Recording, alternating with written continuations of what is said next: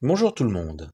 Cet exercice, quel est le plus grand diviseur premier de 33 puissance 4 plus 32 puissance 4 moins 1, a l'air d'être tout à fait abordable pour un exercice de tournoi de Stanford 2022. Mais 33 puissance 4 plus 32 puissance 4 moins 1, c'est 2 234 496. Alors qui dit plus grand diviseur premier, dit décomposition en produit de facteurs premiers et même décomposition entière. Donc il va falloir trouver une autre manière que la décomposition classique, parce que là, on pourrait en avoir pour un bout de temps. Donc ce que je vois, c'est que 33 puissance 4 plus 32 puissance 4 moins 1, eh bien c'est 32 plus 1 puissance 4 plus 32 puissance 4 moins 1. Autrement dit, c'est l'image de 32 par le polynôme p, avec p de x est égal à x plus 1 puissance 4 plus x puissance 4 moins 1. Et on remarque que p de 0, c'est 0 plus 1, 1 puissance 4, plus 0 puissance 4 moins 1, p de 0 vaut 0. Et p de moins 1 vaut moins 1 plus 1, 0 puissance 4, plus moins 1 puissance 4, c'est-à-dire 1 moins 1, 0. P de x peut donc être factorisé par x facteur de x plus 1, et donc s'écrire p de x est égal à x au carré plus x fois q de x, avec q de x, si on regarde bien, de degré 2. Donc p de x, je vais le développer. J'obtiens x puissance 4 plus 4x au cube plus 6x au carré plus 4x plus 1 plus x4 moins 1. Je réduis et j'ordonne, j'obtiens 2x puissance 4 plus 4x au cube plus 6x au carré plus 4x. Et je m'aperçois que tous les coefficients sont pairs, donc je peux factoriser par 2x pour commencer, qui me donne 2x facteur de x au cube plus 2x au carré plus 3x plus 2. Je passe à la division de x au cube plus 2x au carré plus 3x plus 2 par x plus 1. X au carré fois x plus 1 me donne x au cube plus x carré que je retranche au polynôme. J'obtiens x au carré plus 3x plus 2. X fois x plus 1 donne x au carré plus x que je retranche à x au carré plus 3x plus 2. Ça me donne 2x plus 2. Et 2 fois x plus 1 est égal à 2x plus 2. Donc il me reste 0. P de x s'écrit donc 2x facteur de x plus 1 facteur de x au carré plus x plus 2. Et je reviens à l'expression de départ. 33 puissance 4 plus 32 puissance 4 moins 1, c'est 2 fois 32 fois 33 fois 32 au carré plus 32 plus 2. Je calcule combien fait 32 au carré. 1024. Auquel j'ajoute 32 plus 2, 34. 1058. Ça, je peux le diviser par 2. J'obtiens 529. Et si on regarde bien, eh bien, 25 fois 25, c'est 625. Donc 529 est plus petit que 25 au carré. Et je vois que 3 fois 3 vaut 9. Donc je tente 23 au carré, en me disant que j'aurais peut-être un peu de chance. Et 23 au carré me donne combien? Eh bien, 529.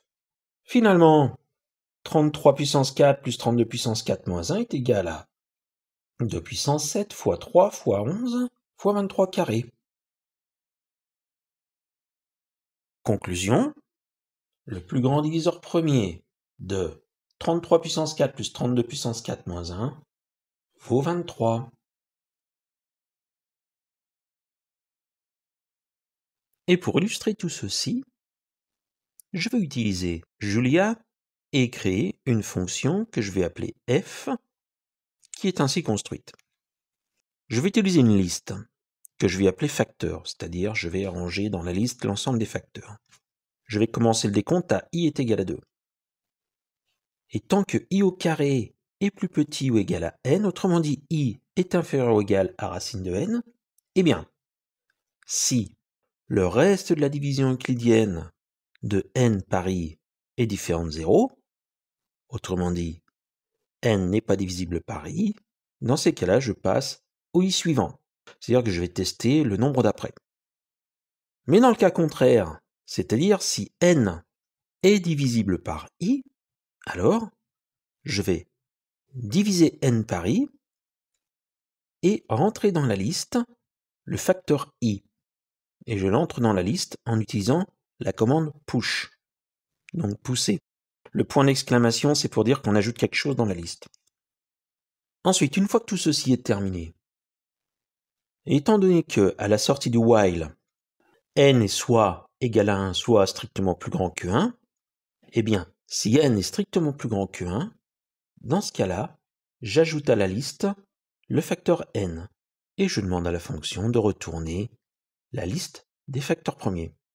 Alors, pour ceci, dans un premier temps, je vais placer le terminal de Julia à côté des lignes de code.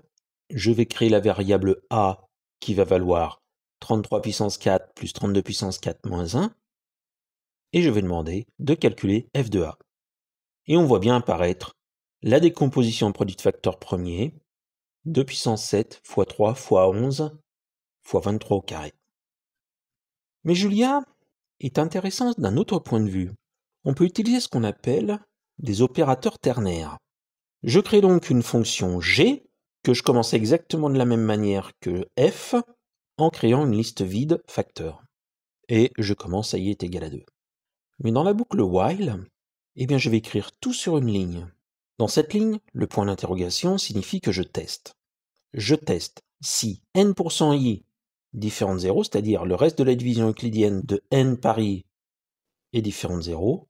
Dans ces cas-là, i prend la valeur i plus 1.